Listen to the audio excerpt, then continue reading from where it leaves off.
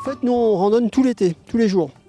Donc on va de randonnées qui sont très sportives pour les gens qui ont envie, voilà, qui sont en forme et qui ont envie. Il y a un public pour ça. Et puis ça va jusqu'à des... il y a tout un dégradé en fait de difficultés. Et puis des randonnées à thème. Donc là cet après-midi on va être sur une randonnée à thème sur la forêt en fait, pour découvrir reconnaître les différentes espèces. Et puis également comment est exploité. Voilà. Donc ça c'est plutôt des randos, des balades. Sur laquelle on va partager toute notre expertise, toute notre connaissance du milieu montagnard sous toutes ses facettes, que ce soit écologie ou que ce soit sur son exploitation, son histoire, etc. Voilà. Alors, ce qu'on fait, c'est qu'on n'est pas toujours dans des randonnées au-dessus. Là, par là-bas, vous avez le Cheval Noir. Donc, c'est un sommet très prisé, mythique, qui monte à presque 3000 mètres, 2850 mètres. Et donc, sur ce Cheval Noir, donc c'est une randonnée qui, pour nous, depuis Valmorel, on a à peu près 1000 mètres de dénivelé.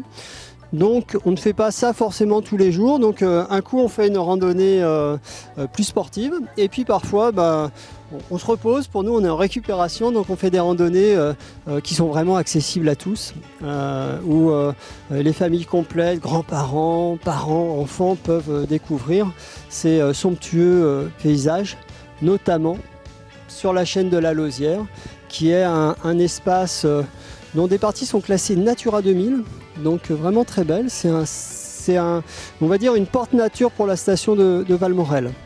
Accessible en télécabine, en tout cas le départ de la vallée, donc c'est vraiment un spot très sympa, très cool.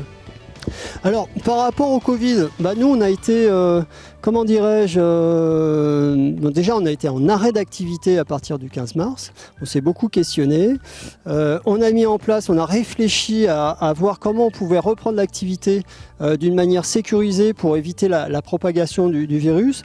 Et là, sur notre groupement, en fait, tous les accompagnateurs en montagne ont suivi une formation spécifique de reprise d'activité dans le contexte du Covid-19. Donc les gestes barrières, comment on fait en randonnée, quels sont les protocoles, comment on les applique de la manière la plus légère mais aussi la plus efficace possible.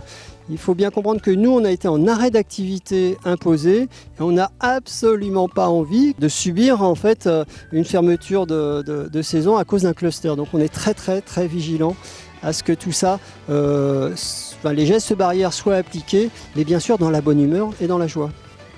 Moi je dirais que c'est vrai que ici venir en montagne, il y a beaucoup de gens qui viennent ici parce que vous voyez, quand on regarde ici les espaces qu'on a autour de nous, pour se déconfiner, c'est un espace vraiment rêvé, on n'est vraiment pas l'un sur l'autre, on a vraiment beaucoup de place pour évoluer sans risque de propager le Covid.